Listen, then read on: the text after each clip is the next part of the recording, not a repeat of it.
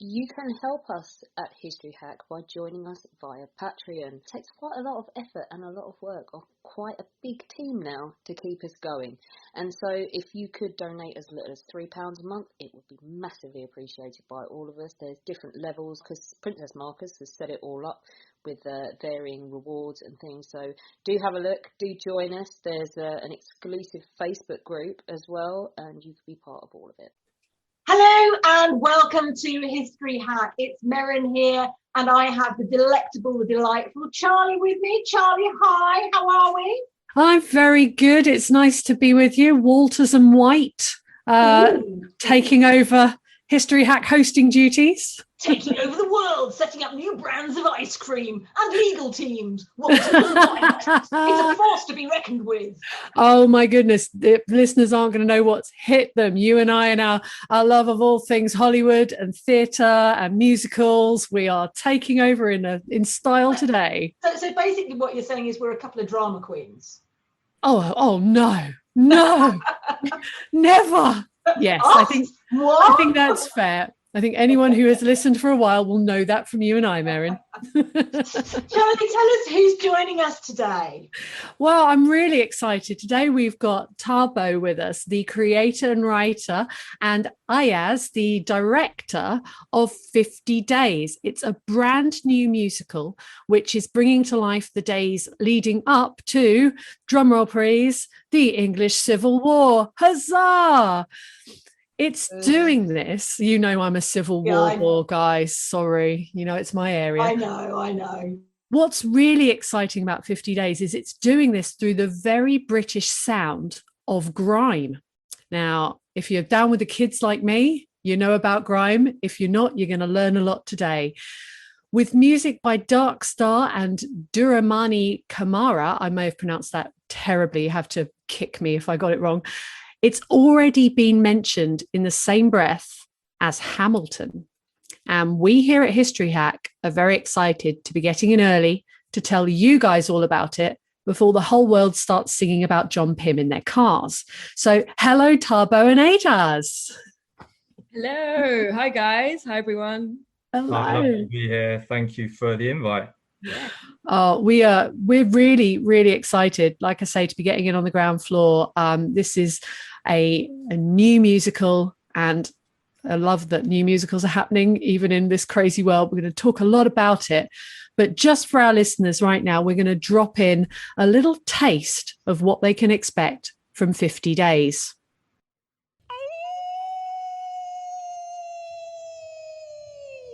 It is I, John Pym. Now I begin.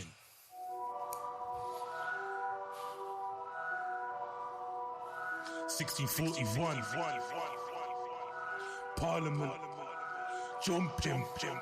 Look, as I walk down this alley, there's a shadow of death. I fear no evil, but see there's no one left. We know not how this mortal beast manifests. Is it popish sin, or maybe the rats, maybe the cats? Either way, check out the stats, they don't look good.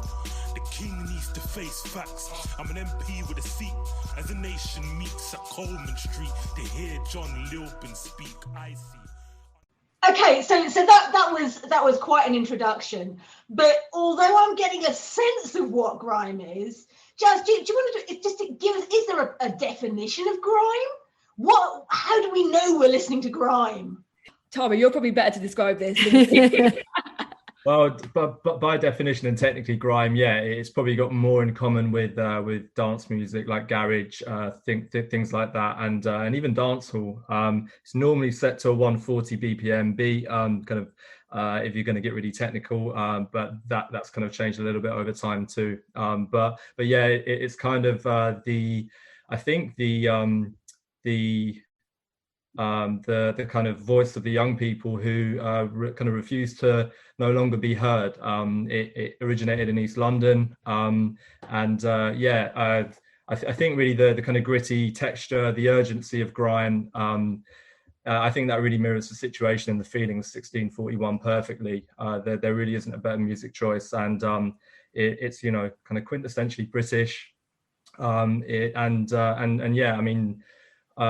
Traditionally it would have been called underground, but now you have artists like Stormzy headlining at Glastonbury, so it's no longer something that's only for the youth. And yeah, it's kind of 20 years in the making, and what a 20 years it's been really for grime. It's fantastic. I think if anyone needs a parallel, I often think of grime as being very like punk music. So if you've not heard of it, it's because you're not there. It's very, very British, and for people who perhaps have found hip hop and that kind of rap music hard to relate to, because it's very Americanized. This is talking about places that in an English accent, and it's so immediate and deals with such a wide range of really important issues. So you touched on that a little bit, Thabo, but what do you think it is about that time, over the winter 1641, 1642, that lends itself so perfectly to grime? Well, I think that winter in particular, that there's a kind of radical fervour in the air, and I think those that are responsible for it are really the grime artists of their era.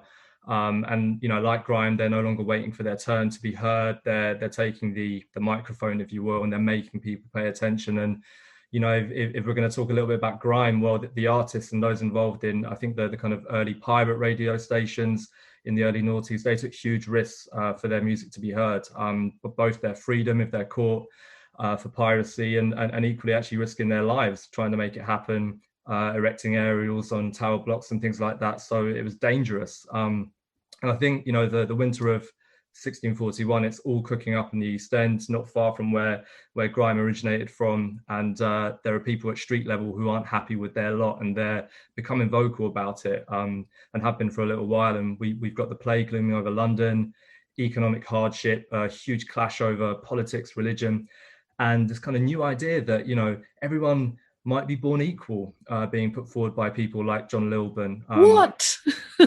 Yeah, and I just feel that grime represents an anti-establishment feeling of our generation, and we've got a lot in common with the radicals of the 17th century, more than you might think. Wow. So I'm getting the sense that there's certainly a layer of urgency here, and that seems to be reflecting. I mean, Thabo, you mentioned right at the outset this idea of 140 beats per minute, and for people who don't know, I guess about 120 is about the pop rock standard. It's just slightly slower, but if you've got a sense of urgency in a time frame, then clearly grime as a framework against which to set a narrative of some kind, it lends itself perfectly. So Thabo, where did you first get the idea that the two things might complement each other? Where were you? What happened? Well, yeah, I think it's kind of complicated. As a history teacher, but in a performing arts setting, I've always identified the value of theatre as an educational tool. And for a time, I tried to kind of make inroads into that world, but didn't really have much success, education packs and that kind of thing. So I turned around and just went, well, okay, if I'm not getting these opportunities, maybe the best thing for me to do is to write my own show. But in terms of 50 days, it was, I think, December 2018, and I'm having a drink with a friend just before Christmas, and like most people, we're talking about Brexit like we have been for about 5 years, right? And we kind of get onto the idea of the country divided, and we begin to compare it a little bit to the Civil War period. And then I can remember walking home, kind of heading towards Lambeth Bridge. I've walked past Parliament, I've got my headphones in, and like Shutdown by Skepta comes on. And I'm looking at the statue of Cromwell, and I'm just thinking about, prorogation of Parliament, the personal rule of Charles. And I just had, the kind of vision of an MC dressed as a Puritan. And it kind of just grew from there, really. But I think the idea of urban music on stage, it's not a new phenomenon. I mean, I remember in 2004 living in Germany. I lived in a town called Stuttgart for a short period of time with my family there, and I had the opportunity to go and watch a show called Slam Dunk, which is written by Felix Cross MPE. and it's a hip hop, UK hip hop show about basketball, but actually loosely based on a Shakespeare play, and that's in 2004. So it's not. People have been doing it for a while. It just maybe didn't have the attention then that it does now. So I think that's quite interesting, and I remember that show so vividly, and it's really stuck with me. It's wonderful, and you are so right. I mean, those of us who are interested in the 17th century, Civil War, and all of that time, have just been banging our heads against brick walls for the last few years, going, "This is Brexit." We are living through everything we read in those history books, everything we learned at school. We're living through it, and we even had Pride's Purge, I believe, when Boris he kicked out a load of his MPs who didn't agree with him. It really is so relevant at the moment. So, Jazz, tell us a little bit about 50 Days, because it's currently a musical in development. What does that mean, and how on earth have you guys been able to create new theatre over the last 18 months with everything going on? Okay, cool. So to start with the development kind of stages, it's in development because we haven't had the kind of first opening night, and I would say that any new writing piece is completely in development up until you have the first show. Not even the previews. I would say even the previews, sometimes you get rewrites and you get kind of little changes and things. So I think, yeah, because it's a new show, we're constantly trying to make it better, constantly trying to make it the best piece that we can. And so it will be in development right up until the last moment. It also means that we are looking to do R&Ds, which is a research and development kind of stages where we practice bits of the script, we see which works, we see how the actors respond to it, and yeah, just allow Thabo to see what he likes and what he doesn't like about his work, and then rework it. And yeah, and hopefully at some stage we'll have a complete show that we can put on the West End, which would be, yeah, great. And you've been doing all of this in a pandemic. Yeah, in a pandemic. It's kind of two edges of the coin, really, because it has been difficult in terms of we haven't been able to meet loads in person and get actors in a room because of all the COVID restrictions and stuff. But it does mean that Thabo's had a lot of time in his bedroom to write, which is great for a writer. And we've got Zoom and technologies and stuff these days, so we can communicate, and that's been a real advantage. I think in terms of having the distraction of other jobs, it means that you can focus more on your passion projects. Yeah. Rather than just, I'm at work at the moment, so I can't work on that and everything. So yeah, it's been good for it, and it's also been challenging for it. So I think, yeah, and it's been fun as well.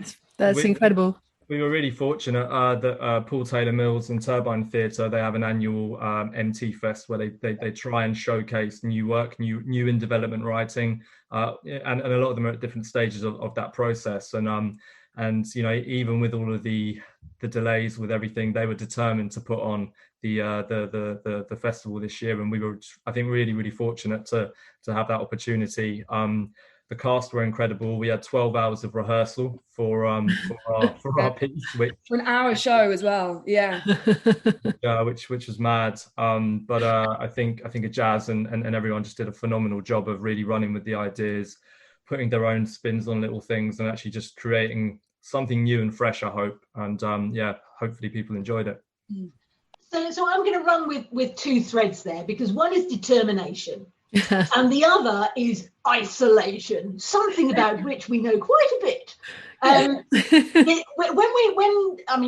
Charlie and I have had a little bit of an insight as to how this piece of musical theatre opens. When an audience first sees you and starts hearing the narrative development, what they're seeing is your characters melting into their 17th century counterparts, but it's set in a school classroom. So we've got this backdrop of understanding that we're in a civil war, in English Civil War, and you've got this very visual idea of structure. So, question for you. Do you think Charles I could have nipped all his problems in the bud, determined as he was, if he'd put John Pym in detention? Yeah, to be honest, I feel like if he had kind of put him in detention, or chopped off his head is the kind of detention that he would have done at that time. I think he probably would have done that. But I feel like the nature of Charles's character and the flaw of his character means that he would never have done that, because he always underestimates his opponent, because he so fundamentally believes in the blue blood, in the divine right, that I just don't think he could have ever foreseen it. With that in mind, if he had the kind of insight to be wary of John Pym, I think John Pym would have played a different tact. I don't think he would have come in so strong. I think he knows his opponent so much better because he hasn't had the opportunities that Charles has had, so he has to graft. I feel like he just would have navigated it and would have got out of detention. He would have done it somehow. Good answer. Good answer. I mean, it's kind of a Chamberlain coulda, shoulda, woulda. Alternative truth effects, really. It's going to be a song of ours now.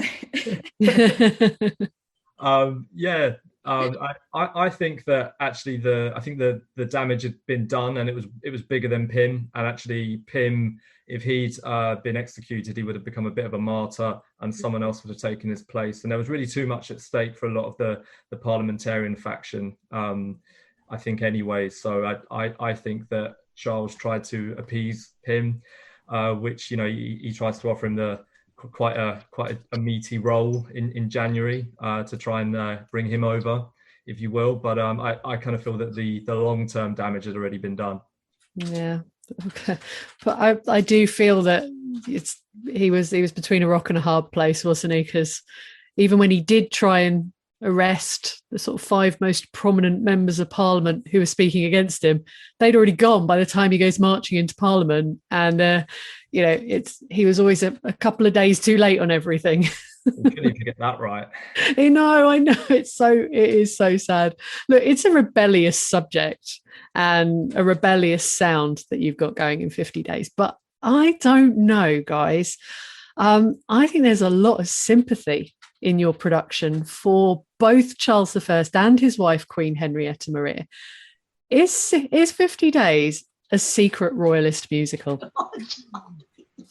I think that what we've tried to do is to mirror our current media obsessions, and I think The Crown has reignited our fascination with the monarchy and brought in a newer audience, I think, too. And I think the Harry and Meghan debate, everyone's got an opinion about it. And I think for this particular showcase and the material that we selected, we tried to mirror that. It was never really intended to be a play from the perspective of the monarchy. But with so many things, you kind of go down a rabbit hole with the research. I think equally there's a lot more written about them, so they're more easily accessible. So it's taking a little bit longer to kind of develop that material for the more ambiguous characters, like your Catherine Chidleys or people of that nature, who I'm just taking a bit more care with. I'm sure the perspectives will develop and change over time. But I do think that their relationship is very interesting, and I think the kind of more I read. So a lot of my initial research was, your John Adamson, your Rees, people like that, and then I read The White King, which just gave me a bit of a different perspective on their relationship, and kind of just ran with that a little bit too. I think that's lovely. We love Leander Delisle here. She's been on and talked to us about The White King before. There's this, it's not too much of a spoiler to say, there's a really lovely song, and it could have gone on for 4 times the length, and I would have sat there and listened to it because I loved it, where King Charles is writing almost a letter to his older brother who died, who was supposed to be the heir, not Charles, and he says that he's trapped in a cage of gold, and it's really beautiful. You've got a lot of sympathy for him there. I feel like, if I can jump in, I feel like for us not to show that side of the royal family, I think it would do a disservice to the whole story, because I don't think we can pretend now that royal people, whatever you think about the monarchy, that they're not real people and they don't have issues or they don't suffer. I think people maybe would have expected us to kind of just have the royal family as a bit of a caricature because that's how it's portrayed in Hamilton. But I think because this is set in England, and I think King Charles is so much more involved in this revolution that we have to have him as a three-dimensional character and not as a caricature. But yeah, and I think people can make their own decision. We don't want to tell them how to feel about it, and yeah, whatever people feel, if they're a Roundhead or a royalist, they can make their mind up. That sense of perspective is really important, and I know that by using grime, choosing grime, you're appealing instantly to an audience that will be familiar with this genre. But then by looking at the English Civil War, you are looking at a completely different audience potentially, and it's not a case of never the twain shall meet, but oh my goodness, when they do, they're going to learn a lot about each other. Yeah. So with the idea of new perspectives and being open, which I think is what art and culture is all about. Art and culture is always about be open-minded. This is not me telling you what you should think or hear or see or feel. It's about you interpreting and finding your own perspective about the medium. The context and the content of what you've created says a lot about perspectives on reality. It says a lot about perspectives on fake news, about monarchy, on politics. Do you think that even if they're not aware of the Civil War, the English Civil War, do you think that there are elements of what they're seeing that will be familiar to the audience, for perhaps whom history isn't necessarily, inverted quotes, their thing? Do you think they'll recognise some of what they're seeing? I think unquestionably that you know, people talk about history repeating itself, and I don't necessarily think history is repeating itself. I don't think it's ever ended. You know, you don't just shut one book and open another one. And a lot of the ideas that we're talking about in the show are the ideas that we're talking about today. And I think, you know, you talk about perspectives. It's really important to understand that the Levellers or the parliamentarians, they're arguing for very different things, actually, even though they have a common enemy. And the monarchy are, you know, they have their own agenda as well. So I think that idea of perspective is really important. And we equally try to get away from the idea of the English Civil War and make it the British Civil War to an extent, because Scotland's such an important part of the narrative, and Ireland too. So we're really trying, I think, to embed that idea of regional difference as well. You know, Manchester is very carefully placed in the narrative too. So yeah, I think hopefully there'll be something in there for everyone, and maybe being a teacher helps and a little bit. I'm not sure. Yeah, no, I feel like people are endlessly the same, and we like to think that we're progressive and that we change and that we've learned more and we understand things now. But I feel like like our parents, we just repeat the same mistakes over and over again. And I mean, even in the word like revolution means to revolve, right? So we're just going around in circles doing the same stuff. Yeah, I think it will definitely interest people who maybe feel like particularly the monarchy is not interesting to them because they feel like it doesn't relate to them. But yeah, I feel like it will draw them in a way that they haven't expected, but also it will tell the story in a way that is designed to interest and entertain. I think part of the issue is that we associate a lot of history with someone standing there going in 1485, blah, blah, blah, like at the beginning of our show.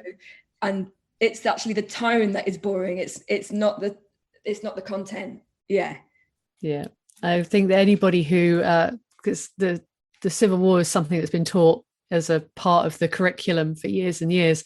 And the number of people I talk to who have thought that it was very boring, and how I feel that there are some sort of flaws in the way that it's been taught, not the actual subject, because it is in fact really interesting. But if you're not interested in it, how can you inspire passion in somebody else? Definitely. Me and Thabo went to the same school. When we both had the same history teacher, and before I went to that school, I definitely had a lot of teachers that were very, you know, in this period, kings, and it was very much like that. And as soon as we went to the Brit school and had Mr. Moy, you know, he's like a very vivacious Scottish guy. He'd be like, we're going to go to the cemetery. We're going to see this. We're going to do that. And I was like, oh my God, this is like exciting. And yeah, I knew I already loved history from visiting castles and things, but he made me love it again after having had it, you know, kind of the joy battered out at school in certain points. So yeah. That's so wonderful. Hang on, is your teacher / Charles I character in 50 Days, is he in fact your history teacher from the Brit school? Because he has got a Scottish accent. To be fair, we really liked Reuben for that, Reuben Joseph for that role, because of the fact that Charles, you know, his father's Scottish, and again, actually that regional kind of influence and representation. I think initially we had him down to actually try it in an English accent, but it just wasn't really working. And we kind of just played around with that a little bit. But as the whole classroom thing unfolded, I remember me and Ajjaz looking at each other and just being like, that reminds us of someone a bit. But I think, kind of shout out to Mr. Moyer. When I kind of told him that I was writing about this, he straight away gave me a book by Christopher Hill, you know, again, talking about different perspectives on history, you know, really important. So I've, just the amount of just doors that's opened from a history perspective for me has just been phenomenal. And actually the development politically of Britain, you know, the prorogation of Parliament didn't happen until 2019. I'd already been writing it for, you know, a length of time, and then 2020, the pandemic, and it was just time and again, more and more things were happening that related to the period of time that we're looking at. So you're not worried you've got a magic pen that you're sort of you're making things happen? Stop it. So I've got a question for both of you, because having seen and heard the way that you're using grime as a genre with this fast pace, these you've got this overlay of like street lyric on a fast paced background. Is it harder to learn a syncopated lyric about history, or is it easier to learn the history and then attach that to a syncopated lyric? Ooh. So if I'm talking about from a performance perspective as an actor, there is a rule in theatre that you never learn your script before you go into the rehearsal room, because you learn it in a certain way, and then you have to unlearn it, because then the director goes, no, not like that, like this. Try and do it, and then you go and end up doing it the same way that you've practiced it. So I would say it's easier to learn it as you're doing it rather than learning too much beforehand. I think it's always good to do your research, but if you're absorbing information whilst being with other people and playing out kind of scenarios and stuff, it's always going to stick in more. Like in school, if you learn something with a bit more kind of like a dance or a song or something, it's going to make it absorb into you a lot quicker. So yeah, I would say do it in the room, not before. I think everyone's different too, right? Like there were people in the cast who were very meticulous beforehand, really wanted to know about their character in a lot of depth and detail. Other people do kind of feed off the interaction in the room, and I think it's just, you know, whatever you're more comfortable with. You probably can be too over prepared, but you know, I think everyone's going to have their own preference on what they want to bring to the role. And you know, I think for me as a debutant writer, creator, whatever you want to call it, I've definitely learned that and picked that up about different people, that they all work differently, and it's really important to respect that and let people do what works for them. Cool. Definitely. Also, because our rehearsal period at this point was so short, there was kind of no way that there couldn't have been research done beforehand. But hopefully one day we'll get an 8-week rehearsal period, and we'll have the first 2 weeks just going to Whitehall, going around all the kind of the places that are relevant to the story and doing the research. Can I come? Do you need anyone to sort of carry bottles of water and you fan the director with the big? Come as Lucy Hay and do a little. Excellent. Yeah, no, I will definitely come along. I'm particularly interested in the point at which historical fact meets artistic license. How have you decided which figures need to be a part of the show from history? And how do you decide what they'll sound like in sort of a modern musical setting? So that's a tricky one. I think as a historian and probably as a teacher, I've got good at sifting through information and trying to decide what to include and what to omit, because you've got a limited time in a lesson, right? But I think provided you've got the big ideas, then the characters just kind of follow on after that. So in that initial scene where you've got Pym, Lilburn, Manchester all meeting, it was really difficult to decide who the characters were going to be. But that's kind of why I decided to have them as representations, one of the chamber, one of the upper house, and one of the street. And they're kind of representing that entire faction in a way where, if you try to include all of them, the audience is just going to get really confused with all of the Edwards, all of the, all of the Williams. It can be a bit overwhelming. It would just be carnage. I feel like the kind of initial thing that we decided for this stage of the project was who can't we tell the story without? Who do we definitely need in the story for all those points? We had a bit of a discussion about Lucy Hay because we both really love her as a character, but at that time we didn't have really enough time to bring her in and do her justice, but she's definitely coming in a bit more later. Tell our listeners who Lucy Hay is. Where would she fit? So, Thabo, do you want to go with this? Do you want to know a lot?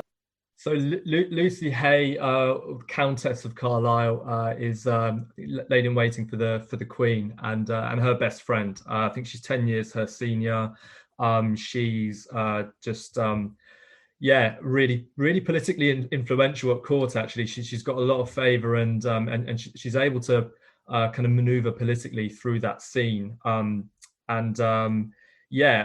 Quite an independent woman, independent thinker for that time period, and someone that we felt we really wanted to kind of include in the narrative. But I kind of mentioned earlier that there are people where there is more information and they're easier to write. And we're really taking our time with Lucy, and she plays a massive role in the political shift and change and the game of the 50-day period in question.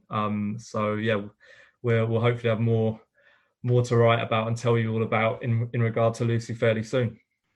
Very exciting. It's fascinating to hear how it's evolving as a production, and clearly it's not as I would put it naively, as simple as I'll write some music, I'll put a few lyrics down, we'll choose a period of history, I know, we'll put some costumes on and we've got a production. It's not as easy as Gene Kelly made it look in Singing in the Rain. No, just make it a musical. I mean, to be fair, that doesn't look that easy to me. Ditto. So tell me, which stage are you at and what's next in production? What's the next stage of development? I think back to the drawing boards, writing more material, developing the concept, and hopefully, we'll be able to do what we did at MT Fest on a larger scale. And I love the idea that it's kind of in development, and we're showing people that development, because you can bring people along for the journey, and kind of show people the vulnerability of making a production too. So hopefully people can feel like they're actually part of the 50 Days family. I think also because we've decided to kind of do two stories in our show, we've got the modern day setting and we've got the time period that we're doing, 1640s. You can't just kind of start one kind of storyline and not finish it. So we have to work out how dramaturgically they fit together and how they work alongside each other, which is a lot more kind of pattern shifting and structural work that we need to work on. But it makes it more fun. And it really is. It does feel like it's alive. It's like a living organism, and it's going to change and evolve, and with feedback that you get, it's really wonderful. Feedback from me, please put Lucy Hay in, because she totally sells the Queen out. I mean, we don't know for sure that she was the one who tipped off Parliament that the King was coming to arrest the 5 members, but it's just such a great story. Yeah, and actually her relationship with John Pym, you know, what is that relationship? Is it romantic? Is it actually just political? Really hard to tell. And, you know, again, it's just that idea of really taking care with her storyline, I think, and really trying to do that character justice. Yeah.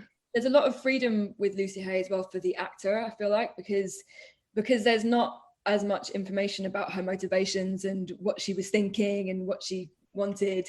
The actor can decide for themselves and play and put their own stamp on it. We did actually have someone who was cast as Lucy Hay in it, but it might not have been completely obvious. Rob, when he was in the red wig.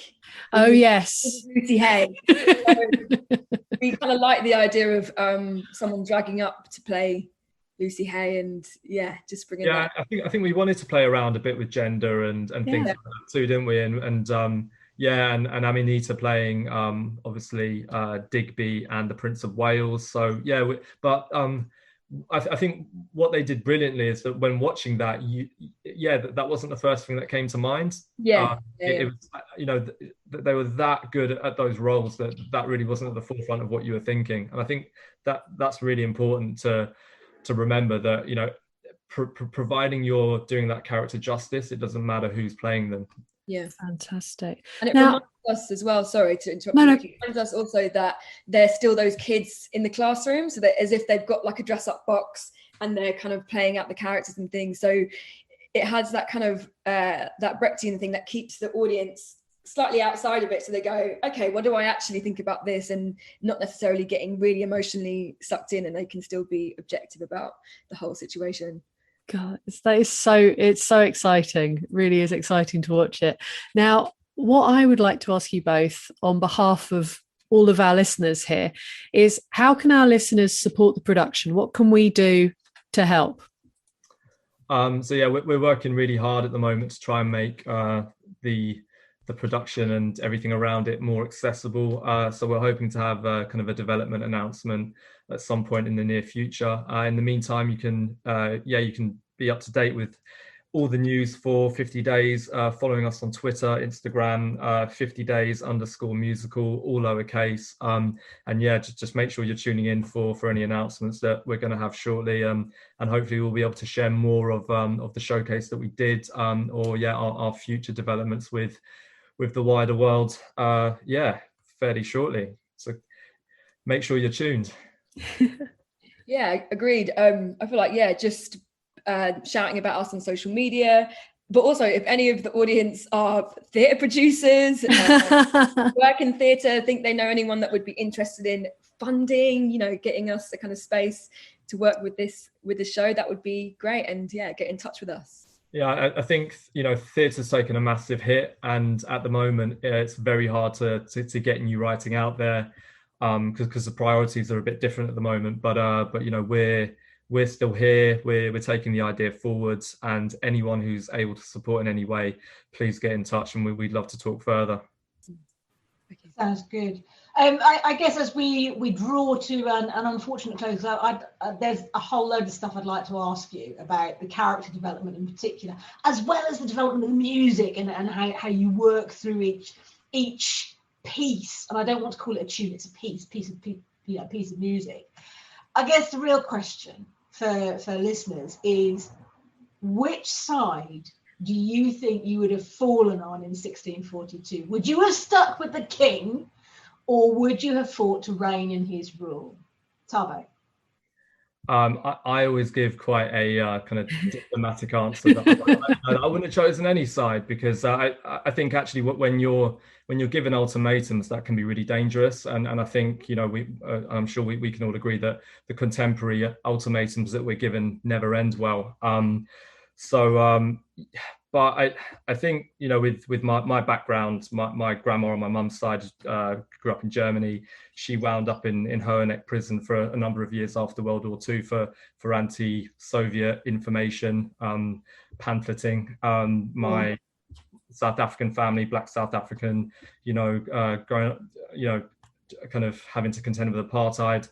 I think it's clearly in my nature to fight for what's right. So I think with a gun to my head, I would probably say I would have been on the side of change if people felt that change was needed. But the royalist clothing, I think, would probably suit me a bit better. But I think I think to do justice to my family, I think I'd be fighting for good change. I would hope, but I think that question is really difficult, and you need to consider people's region, where in the country they're located, just their upbringing, age, gender, economic circumstances. I think it's a very complicated question, and that's not my history teacher answer right there.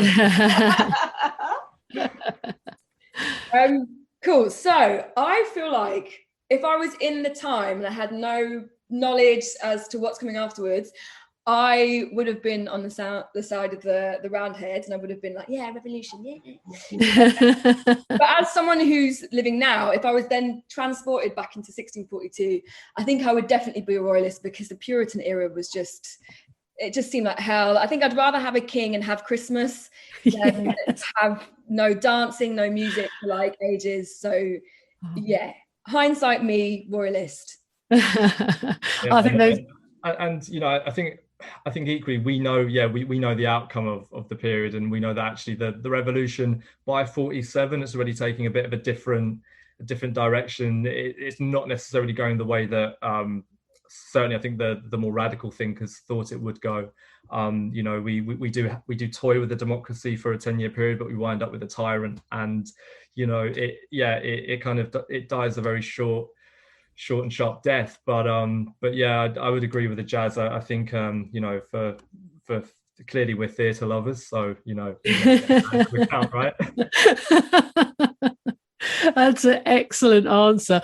And hey, look, Thabo, I mean, John Dryden did some of his best work while the theatres were shut during the plague. So, you're channeling that, being a playwright at home with no theatres open. Yeah, no, I've got a shout out to my little boy, to Roman Lucas Stuck, being a good boy on the train and letting Daddy write, and and just being a big fan too of the project. Yeah, he's been great. That's fantastic. Listen, thank you so much to you both, Thabo Stuck and Ajjaz Awad, for coming in and just talking to us about this fantastic production. We cannot wait to see what happens next. Thanks, guys. Thank you for having us. Thank you so much. Yeah, and yeah, thank you for anyone who's engaged with us on social media, anyone who came, bought a ticket, online, in person. It's been a phenomenal start to the journey, and we hope that you'll all come with us on the next step of it now. Definitely. When our guests join us to talk about their work and their new book, the 45 minutes or so they spend with us is just a taster of all their efforts. So to this end, we have launched our very own bookshop on bookshop.org, where you can find our guests' latest and greatest books. You can support them, and you can support History Hack too. 10% of every sale via our bookshop supports the podcast and allows us to keep at it and bring you more amazing guests. You can find our bookshop at bookshop.org/shop/History Hack, or just search on bookshop.org for us under the shops bit. Thank you for your continued support, and here's to your next great